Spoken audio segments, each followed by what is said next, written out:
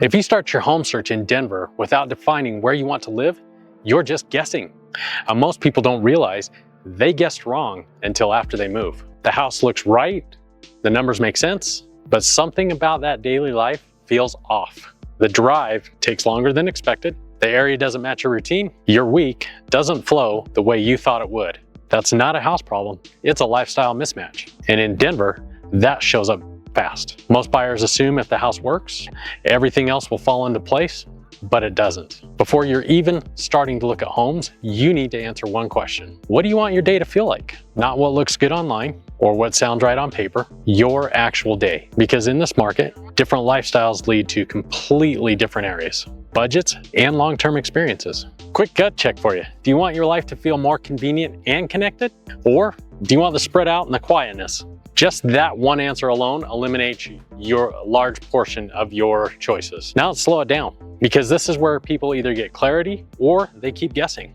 Most buyers are going to start with homes, price, size, and features, and they all feel logical. But you can change almost everything about a house. You can't change where it is though.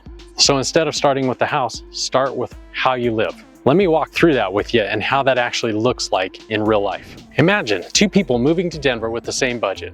Both buy around that same price point, but both get a home that they like. 6 months later though, their experiences are completely different. You choose a more connected area, somewhere with easier access to tech center, major roads, and convenient areas of services. Your week's gonna look like this. You wake up, your commute's predictable, not perfect though, but it is manageable. You can make that quick stop at the store on the way home without even thinking about it. If you want to go out during the week, doesn't feel like a commitment, it's probably close by. You're not constantly checking that clock before you leave the house. Your day feels efficient. You spend less time in the car. You don't have a plan every moment. That's what the proximity gives you. Here's scenario number 2. Same budget, but you choose more space. Now the week's going to look a little different. You wake up and your first thought is going to be, what time is it? When do I need to leave? The traffic patterns are going to matter more. Getting to the store isn't something you do quickly, it's something you're gonna have to plan. If you forget something, it's not a quick fix, it's another drive. Your evenings are gonna be more structured, your time is more spread out. Nothing's wrong with that. In fact, your home might be bigger, more quiet, and you might be out a little further. But working through your day takes more effort. That is the real trade-off. And most people, they don't really fully understand how it fits or works until they're actually living it. This is where the mistakes happen. People choose what feels good in the moment, but not what holds up over time. They walk into a home, it checks the boxes, it feels right, but that feeling carries the decision, but the feeling's gonna fade. What replaces that is the routine. So that real decision isn't which home do I like more, it's which version of that daily life do I want to live. Now let's take it a little further. This is where most people are gonna stay way too general. I hear things like, I don't mind driving, I want more space. But they don't actually test that. Here's how you can test that right away. Take your normal week. Where do you go? Your work, your groceries, the gym, your socials. Now pick that area that you're considering. Run your life through that. What time does that make you have to leave in the morning? And how long is that gonna actually take you? What happens if you have to make 2 stops instead of just 1? Do that for the weekday and the weekend. That's where you're gonna see the difference. Not in the theory, but in the practice. Because a 15 to 20 minute difference in drive time does not sound like much until that becomes part of your day and your schedule. 5 days a week and 50 weeks a year. That's over 100 hours of your time. That's where you'll start to feel it. On that other side, let's say you choose convenience.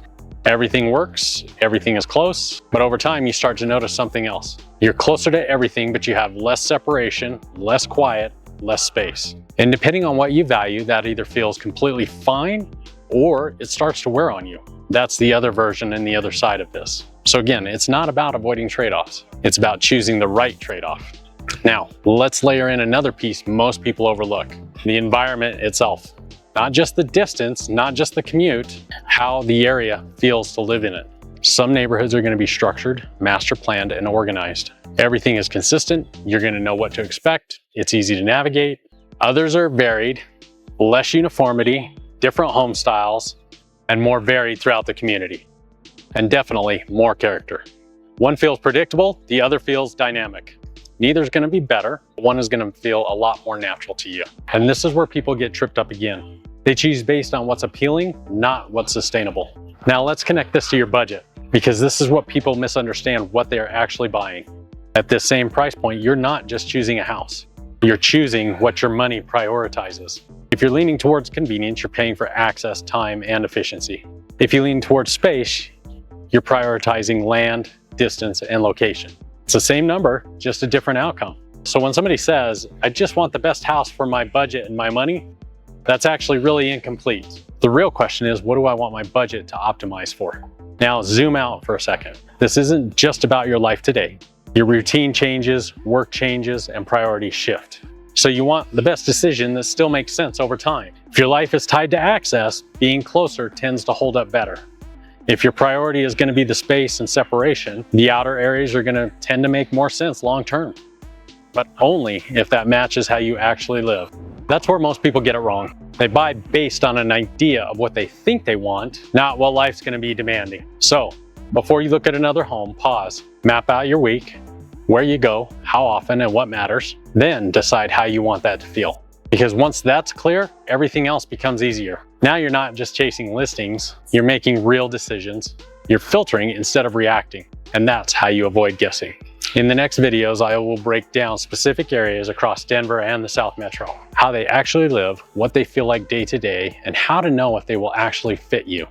If you want to make a decision that feels right months after you move, stay here and keep going deeper, because this is where most people either get it right or feel it later.